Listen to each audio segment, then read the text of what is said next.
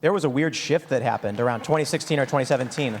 Julian Assange was a hero on the left. All the activists loved him. Something changed. All of a sudden, he was right-wing, he was a far-right, he was a racist, he was sexist, he was a fascist. It's the weirdest thing to be sitting back, at this time. I didn't vote for Trump. And I'm just seeing this narrative emerge.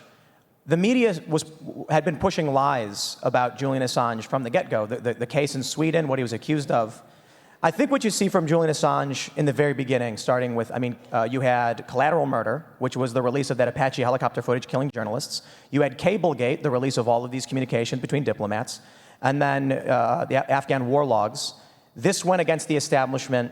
What they ended up doing, the powers that be, call me whatever you want, conspiracy theorists or otherwise, was an attempt at character assassination, career assassination of someone who truly was striking at the heart of the establishment.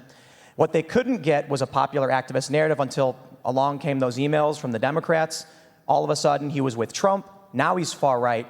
He loses the support of the activist base. It's mind-blowing to watch. And we lose the whole heart of the argument itself. You saw how that narrative shifted, and the concern about the threat to freedom of the press completely shifted towards, as you said, character assassination. And it became about there's this really bad guy that really should be behind bars, rather than looking at not only the threat to mainstream journalists, but you look at journalists across the spectrum. How many people now have podcasts and shows and YouTube shows, blogs, people who are doing their own investigative reporting, coming up with different issues and facts and reports. It's not just the well-funded big dogs that are at risk. It's anyone and everyone who is doing this kind of reporting and considers themselves a journalist that is currently under threat. Julian Assange is beyond the canary in a coal mine. He's a journalist. That's it. Whistleblowers come to him. He publishes information. They have effectively assassinated this man. Now, perhaps hyperbolic.